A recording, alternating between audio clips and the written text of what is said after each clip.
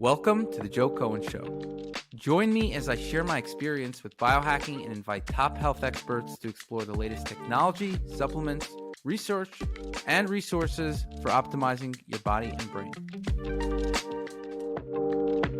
Hey everyone, welcome to the Joe Cohen Show. This is going to be a solo podcast talking about cholesterol. Is it good or bad? How should you treat your serum cholesterol levels in the blood? And in general, looking at the whole field and making sense of it. I've been through a lot of these cholesterol wars. I've, had different positions over the years, but I think I've thread a nice and balanced position that is quite logical. And that is what I want to share with you. And so if you like this podcast, please make sure to subscribe, whether it's on Apple, Spotify, YouTube. That will definitely help us continue the show and make more episodes. So, I'd like to basically describe the general idea of these cholesterol wars and what the different positions are. In general, you have the low carbers who tend to have higher levels of cholesterol, and they tend to believe that cholesterol is not very important. So, a lot of low carb diets, Atkins, keto, stuff like that. And then you have the mainstream, which believes that cholesterol does have causal impact on cardiovascular disease. And then you have people who I wouldn't call them necessarily mainstream, but they have some mainstream views, and that would be the Peter Attia camp, for example. He used to be part of the low carb camp, by the way, but he's since kind of gone in his own direction. And he basically says that, he's an expert on lipidology or cholesterol, and he's looked at all the research, and he says that it's pretty clear that cholesterol or lipids, lipoproteins, they cause heart disease, cardiovascular disease. And his approach is he's very into longevity, so he wants to lower that as much as possible. He says, well, if it's causal, let's lower it as much as possible. And so I'm going to go through the different positions of what I think. I guess I don't go as far as Peter Attia goes, but I would actually say that, between the low carb and Peter Attia, I'm actually somewhat closer to the mainstream, but I'll go through what, how I think of it. In any case, I want to go through some of the potential benefits of LDL and cholesterol and lipoproteins in general. So, basically, there's, I over the years I kind of read various benefits of cholesterol. I always also like to look at all the different sides. So I'll look at what the low carbers are saying, I'll look at what the mainstream is saying, and I'll look at what people like Peter Attia is saying. I think everyone has somewhat of a point, and the question is, you have to look at these things in a very nuanced and smart way. So I think first let's go through some of the benefits of cholesterol, because I think you know, uh, there's definitely benefits, and I think that the mainstream does not really pay attention to those benefits as much. And I would say that obviously the low carb community is going to pay more attention, but even some of them that I haven't heard from the low carb community, I've added just based on various reading over the years. And so let's go through the list. There's 10 benefits that I found. There's probably a lot we don't know, but 10 things that I found. One, cellular repair and maintenance. LDL cholesterol is essential for the proper functioning of cell membranes. It helps maintain their structural integrity and fluidity, which in turn supports overall cellular health.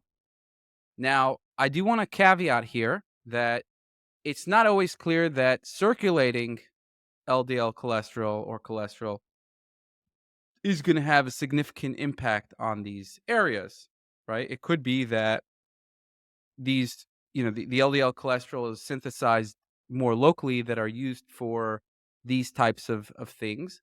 And it's not the levels of circulating cholesterol are not that important for these areas. Now that is an argument. I don't actually know how valid that argument is or not, but just bring it out there so that people understand.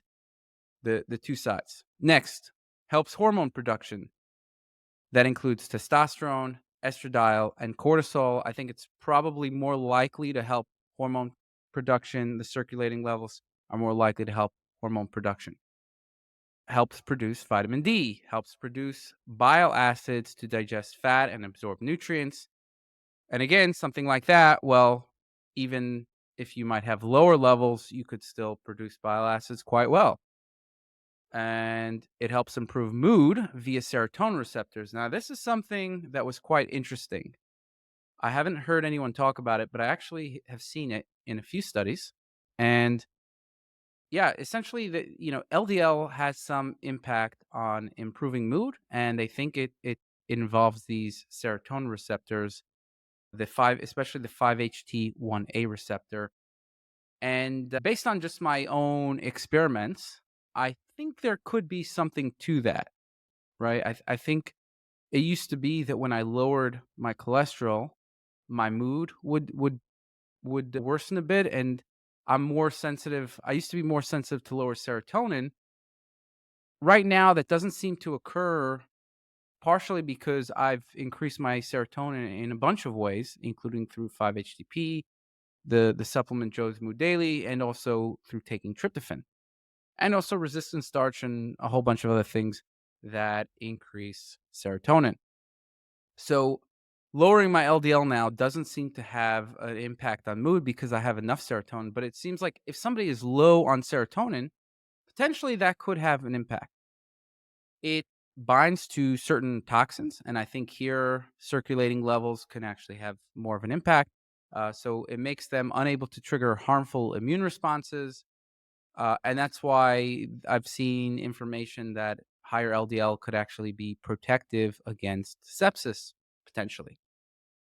LDL binds to toxins produced by bacteria and the toxin lipopolysaccharide, also known as LPS. It helps repair damaged blood cells. So when arteries become damaged, LDL binds to the artery wall to aid in the healing process. This helps the artery in the short term, but it can be harmful in the long term.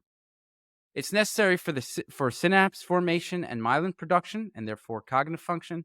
It helps in fighting infections, actually. So cholesterol seems to play some role in helping the immune system fight infections. It increases the T regulatory cells and thereby helping to create tolerance that may help autoimmunity and food sensitivities. That's another interesting thing. So, in terms of fighting infections, let's actually go back a little more. So, in terms of synapse formation and myelin production, there does seem some information that statins cause some kind of cognitive disturbances, but they also cause some cognitive benefits by lowering inflammation, and having other benefits. And so when you look at the research, it's kind of all over the place. But it seems like there is some negative, but there's also a positive, and that's why it's so unclear what the hell's going on there. But I wouldn't be surprised if there was some, especially if you're taking a certain drug to inhibit the LDL, like let's say statin. It seems like that could be reasonable that there might be some disturbances in brain function. And by the way, when I take a statin, my brain function does decline, right? I don't have the same effect from other things that lower cholesterol. So it could be that pathway of HMG, a CoA enzyme inhibiting that enzyme. In any case, okay, so fighting infections, this could be one of the reasons why higher LDL cholesterol in elderly might be beneficial in certain protective properties because they're more prone to infections as they get older. So that is an interesting thing, right? An interesting idea. And recently when I was looking more into the research on T regulatory cells, which are these regulatory cells that inhibit inflammation, create tolerance to your own organs, foreign proteins as well. I just happened to see that cholesterol was actually one of those things that increase tolerance to these T regulatory cells. Now, again, not 100% clear picture there, but it seems to be the case. And it could be also why people with autoimmune issues kind of feel better when their LDL cholesterol is a little higher. I think if your inflammation is low, it's not a problem. And so for me, maybe in the past it could have been a problem, but when I lower my cholesterol now, I actually don't notice any significant autoimmune issues from that. And so bottom line is I think we don't know everything about all the benefits of cholesterol. You want to hear about the one health hack that is sure to change your life? Okay, here it is. Subscribing to this podcast. 67% of listeners aren't subscribed to the show, so please don't forget to show your support by hitting the subscribe button now. You'll not only be supporting the show, but also investing in yourself and your health journey, all while helping to keep us ad-free. Click the subscribe button now and enjoy the rest of the episode. There seems to be some benefits, but it's kind of not 100% clear what the hell's going on, right? And one of the things that is interesting, though, and this is where I think the low carb cholesterol skeptic groups come into play here, is that a lot of these studies show benefit for cardiovascular disease when you lower lipids, but they don't necessarily show benefits for overall mortality or the overall risk of dying. And that's where it gets a little tricky. Now, statins do show a benefit on overall risk, but the PCSK9 inhibitors and the ezetimibe does not show any improved risk of death, and niacin as well. So those are some of the factors to take into account, and the reason for that could be, when you're reducing LDL cholesterol, because it could be causative for cardiovascular disease, it could lower the risk of cardiovascular disease, but it might increase the risk of some other things, and it could overall, not decrease the overall risk. In the case of statins, there's, you know, benefits in terms of reducing inflammation from statins, and that could be a different. It could have multiple mechanisms there. So let's go to some of the counterpoints to the hypothesis that high cholesterol causes cardiovascular disease. One counterpoint is that there are many other factors to cardiovascular disease, including blood pressure, inflammation, insulin resistance, and oxidative stress. And these diets, these low carb diets, actually help people reduce insulin resistance, reduce inflammation, reduce blood pressure, reduce weight, and that that's more important. Now, that all could be true, and I'm not discounting that, but I think we have to separate the issues. Is cardiovascular disease, is cholesterol an independent risk factor? And they're not mutually exclusive. So it can be an independent risk factor, and there could be other things that are more important. And I tend to think that that's probably the case based on my reading. Things like blood pressure, obesity, these are probably more important than your LDL, and inflammation, insulin resistance, oxidative stress, and things like that. A second counterpoint is that there are better indicators of cardiovascular risk than LDL cholesterol, mainly ApoB, triglycerides, VLDL, non-HDL cholesterol, lipoprotein A, LDL-P, small dense LDL-P, and oxidized LDL. Those could very well be true, but most of the research currently is on LDL-C, and LDL-C also very tightly correlates with these other markers, not necessarily with triglycerides, but again, there could be more important markers, but that doesn't discount the idea in general that these lipids in general can increase the risk of heart disease, cardiovascular disease, and that LDL-C is a cheap, widely tested marker that correlates very well with these other ones. Not all the other ones, but a lot of these other ones. So I agree that you want to do more advanced testing, but still, I wouldn't brush aside just LDL-C, LDL cholesterol as a biomarker. Another is association is not causation. That is true, but there's many lines of evidence showing that cholesterol is not merely an association, but actually a causative factor. Now, there are some things that are associative, meaning sometimes people who have high LDL cholesterol, it's actually a sign that there might be some other thing going on in the body. Maybe they're not producing as much bile or excreting as much bile as they should. Maybe their thyroid hormones are not high enough. Thyroid hormones reduce LDL cholesterol. Maybe they're insulin resistant. Maybe they have a gut microbiome imbalance. And so all these things can actually increase LDL cholesterol. So what I say to that is, yeah, there's some associative factors with LDLs, but and there's but still you want to make sure that it's in the optimal range because you want if it's associating with other things that are a problem, make sure you check those other things that are a problem. And a lot of ways to see how you're doing with those other things are looking at your LDL cholesterol, right? If you want to see if you're excreting bile or producing enough bile, often your LDL cholesterol might be an indicator of that. So I think that there may be some associative factors there, but I think there's also some causal factors, and I'll go through the evidence there as well. Fourth, people will say that there's evidence that in a specific age group, if you slice the data in a very specific way, especially among older people, cholesterol can actually be beneficial. I mentioned this before. I think there's some truth to that, and I'd like to dig into this a bit more. But essentially, biology can be complex, and I think that there could be some age groups that find benefit with cholesterol in various ways, like I mentioned, but I still don't think it counteracts the point of there are some negatives about LDL, including causing cardiovascular disease. And so I don't think they contradict each other.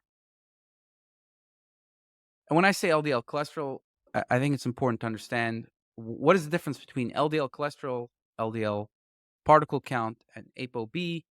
I don't want to make this a biology class, so I'll just give you a very brief overview. LDL-C or cholesterol refers to the level of LDL cholesterol in the blood. So you can have more cholesterol or less cholesterol being transported by lipoproteins. LDL-P refers to the number of LDL particles in the blood. So these particles can carry more or less cholesterol, which is a more accurate measure of the risk of heart disease than just measuring LDL-C levels. And this is actually known in mainstream. It's just that it's a more expensive test. And it's also getting more widespread in mainstream that ApoB refers to. ApoB can provide a more accurate assessment of the number of LDL particles in the blood and the risk for heart disease than just measuring LDL-C levels. ApoB refers to a specific protein found on LDL particles. So that it's found in LDL and some other particles, and so it's a measure of the total particle numbers. And I don't, it's not found on HDL, so it's the non-HDL particle numbers found, and that seems to be a better measure. Now, people criticize LDL cholesterol as a measure because there's better ones, and I agree with that. And so that's important to understand that point. Now, let's look at some of the evidence that LDL and ApoB cause cardiovascular disease. Okay. So, the lipid hypothesis is one of the most studied and proven theories in all of medicine, in my view. And there's many lines of evidence pointing to the same direction. And there's many doctors who have this view as well. Animal studies. First of all, there's some animal studies that show that you can induce cardiovascular disease by increasing in animals cholesterol. That's just the beginning of other things, right? So then there's association studies. There's a huge number of association studies that show people with higher LDL-C and lipoproteins have higher risk for cardiovascular disease. You could say, well, that's just an association and that's junk. Now, here's where we're starting to get to the real evidence, the causal evidence. And number one is there's mechanistic studies that show there's plausible mechanism by which lipoproteins can cause heart disease by depositing in arteries. But even more than that is drugs, right? There's many kinds of drugs that decrease LDL and ApoB, and those are statins, PCSK9 inhibitors, ezetimibe, niacin, bile acid sequestrants. And, to various degrees of evidence and confidence, all of these studies point to a decrease in risk of cardiovascular disease. And they all work in different ways, by the way. So, when you lower LDL particle number or ApoB, the risk of cardiovascular disease goes down, and same thing when you lower the LDL cholesterol also goes down. Genetic studies, they find people that with familial hypercholesterolemia or certain mutations that when their LDL cholesterol or lipoproteins are high, they find that they're much higher risk for cardiovascular disease. Now, those are kind of going based on a few variants or single variants or mutations, especially the LDL receptor, PCSK9 receptor. That's kind of how they found a lot of these drugs to counteract that. Now, there's a new kind of study that has been done. It's called Mendelian randomization studies. Now, this is where you really get the I mean, it kind of closes the door at this point, meaning before these Mendelian randomization studies, it seemed most likely, pretty clear, but this kind of I think there was still arguments to be made, but I think the Mendelian randomization studies basically kind of brought me over the edge to be quite confident that this is causal. They've done a bunch of these studies, and Mendelian randomization studies are basically people who have a certain predisposition based on a bunch of variants to have, let's say, higher cholesterol levels, right? Now, this is pretty random. Someone who has higher cholesterol levels from a bunch of variants, that's a random assortment of genes, and that's not generally linked to anything they're doing in the lifestyle. It's just a genetic predisposition. And this is kind of what we do at Self Decode as well. We give you genetic predispositions for a whole bunch of things, including you more likely to have higher ApoB and things like that. And they found that when you have a higher predisposition to these things, you're more likely to have cardiovascular disease. And they've done a whole bunch of these Mendelian randomization studies in a whole bunch of different ways, and they all point to the same thing. LDL cholesterol, ApoB, non-HDL cholesterol all increase the risk causally for cardiovascular disease. And so that's an independent variable, and it kind of just, it really brings a causal association to this mix. And so when you combine these Mendelian randomization studies, the genetic studies, all the drugs that lower LDL and ApoB, and then all the studies that they had in the past before, these newer forms of evidence came out, you come up with a reasonable conclusion. Now, before 2015, they didn't have. You could have made a case that well, the animal studies are bunk, association studies are bunk. There's many other mechanisms to statins. So, is it from lowering inflammation or is it from lowering cholesterol? We don't know. You could have said, we don't really understand all the mechanisms, and so the mechanistic studies are not that relevant either. Starting in 2015, you start to get these Mendelian randomization studies, you start to get more genetic studies, and you start to get more drugs and more information on what these drugs are doing, including these PCSK9 inhibitors. So only until recently could you really have enough people to look at what these PCSK9 inhibitors are doing in terms of cardiovascular disease. And we see that it's actually bringing down the risk of cardiovascular disease. And so we're at a certain point in history in 2023 where we weren't before, we weren't there in 2015, 2017. Information started coming up 2008. We're at a point now where I think the evidence is pretty damn clear, and it's just been accumulating over time and adding on to what was before, and these areas, these lines of evidence are different. And I think before in 2015 or even 2017, you could have made a compelling case that maybe that's not the case. In 2023, I really don't think that you can make a compelling case. And so this gets to, well, there's a lot of people that you think are quite knowledgeable that have a certain viewpoint that LDL cholesterol is not causal or something like that.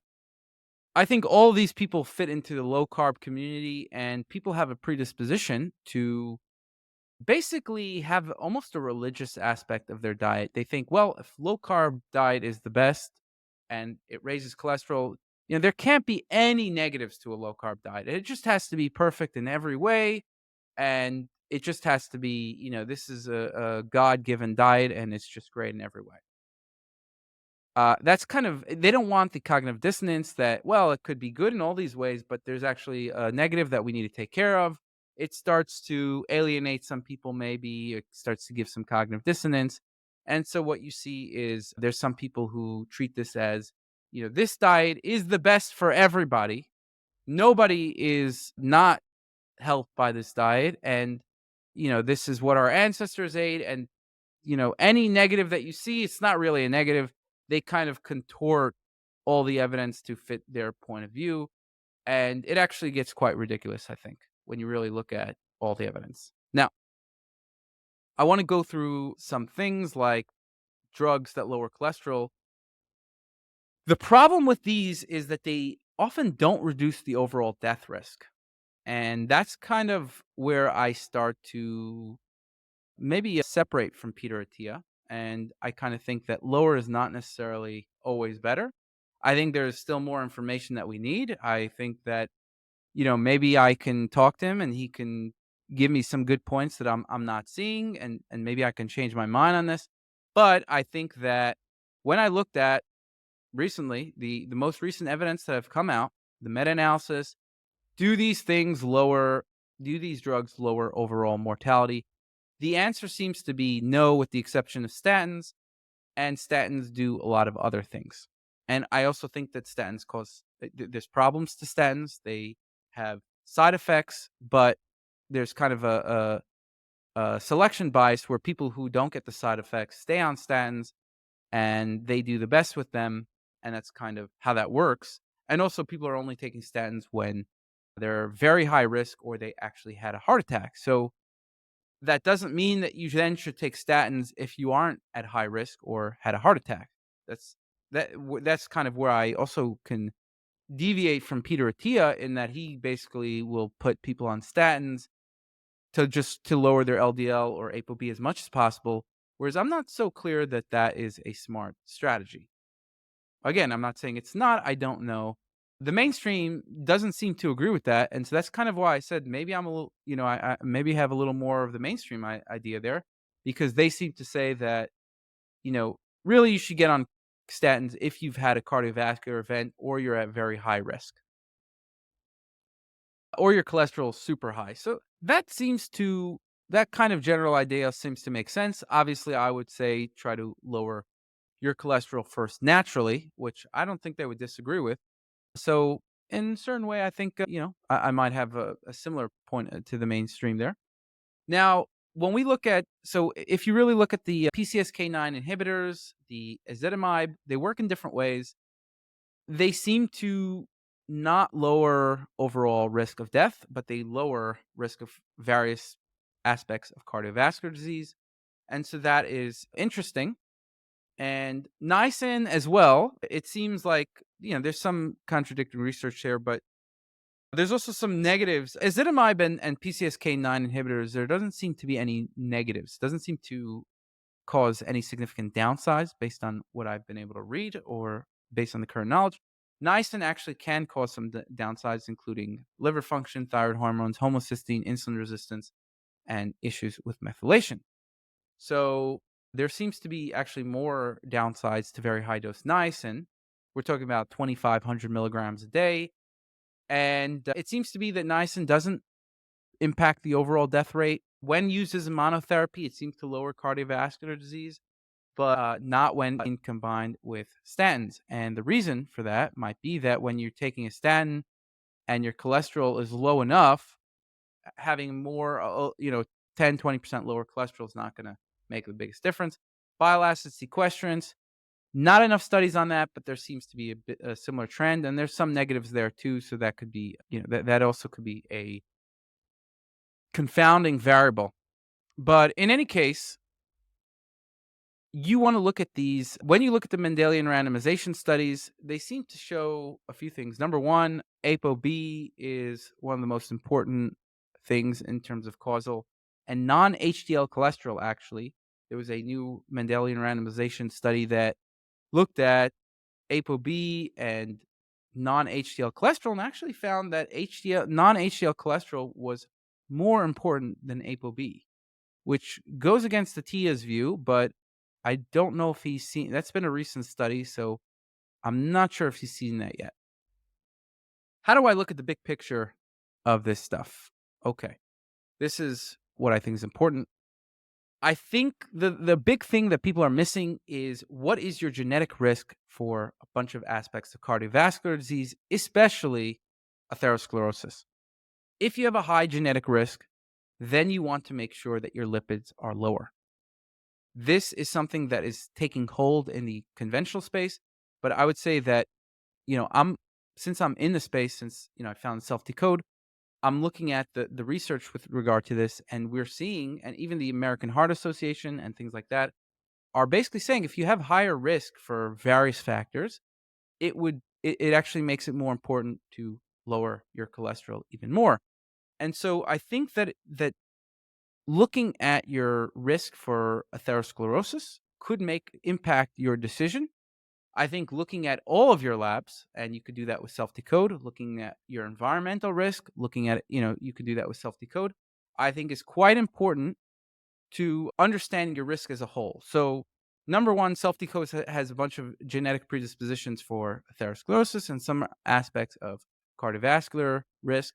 So, you want to look at all those. Number one, you want to do a environmental assessment, and that also takes into account your family history, and that's going to give you your non-genetic risk, and that's important. And then you're going to want to look at all of your labs, and self decode has in these reports all the labs that you want to look at for cardiovascular health. It'll give you the optimal range, it'll give you content on how to bring all these markers in the optimal range. And when I say labs, I'm talking about you want to look at, blood pressure, homocysteine, your insulin levels, even your weight. But of course, all the stuff, there's a lot of stuff that are not lipids and HSCRP, which is your inflammation, that are going to impact your cardiovascular risk. So you want to see what is your genetic risk, what is your genetic predisposition. And atherosclerosis, for example, is 50% of the death of all for all causes in the Western world. So you want to find out what is your predisposition for artery hardening or atherosclerosis. What are all your labs look like? What is your environmental risk? And that is going to allow you to make a better decision. You can then either, you could take that information to your doctor, or if you know enough information, you could make decisions yourself, right? If you're well informed. In general, most people I don't think know enough information. So taking this information to your healthcare practitioner is important, which is why we make it easy. You can actually share your results, your lab, your environmental risk results, your genetics with your practitioner, and they can join for free when you share your results. So that is kind of how I look at it. And for me personally, looking at all these things, all of my labs, all of my lipid panels, all my genetic risks, my genetic risks don't seem to be too high. I wouldn't see it's a little higher than average. I wouldn't it's not too high though. My lipids are a mixed bag. Some of the more important lipids are actually quite good. My non-lipid markers like homocysteine, HSCRP are quite good. And, my blood pressure, my weight. And so when you look at me, and also I seem to have a very good profile in a lot of ways. My VO2 max is very good. However, I would say that given all the information, I still want to get my ApoB levels to under 80 or 90. Still want to get my LDL cholesterol, even though it's not the most direct measure, but very easy to measure. Still want to get that under 100. But again, I'm actually right now looking mostly at non-HDL-C, non-HDL cholesterol. Non-HDL cholesterol is just minusing total cholesterol from HDL cholesterol, and so I want to get that under 100 ideally, and I want to get my ApoB under 80, 90. And that's what I think the most optimal for me is. Peter Attia will sometimes try to get the ApoB under, to 30 to 60. That could be a little too much, especially if you don't have a high polygenic risk score in your genetics. I think maybe if you did, then that's something to think about, especially talk with your doctor. So that's kind of where I wouldn't say I'm exactly in the Atia camp. I wouldn't say I'm exactly in the mainstream camp. The mainstream camp would just be like, well, if your non-HDLC is under 130, you're good. If you're, it's kind of a little more regimented. And I wouldn't say I'm in the low carb camp either, although I kind of feel like I'm a little bit in all these camps in some way or another. And so that's my view of how I look at it. And I think it's a little more of a balanced approach. And I think that, you know, it, it's not going too low, my cholesterol. I wouldn't want to get it too low necessarily, especially taking certain drugs that might have certain side effects like statins. But I want to get it to a point where I'm considered low risk, and then all my markers are low risk. And also, by the way, I understand all the negatives of LDL, of having lower LDL, and I also optimize those negatives. So I would say I'm pretty advanced in that regard. But yeah, that's pretty much my view, and I hope you liked it. Again, please give us 5 stars on wherever you're watching us. Thumbs up, subscribe. I love you guys. And if we get a lot of good feedback, then I will continue the podcast. Thank you and have a great day. 67% of listeners aren't subscribed to the show, so please don't forget to show your support by hitting the subscribe button now. You'll not only be supporting the show, but also investing in yourself and your health journey, all while helping to keep us ad-free.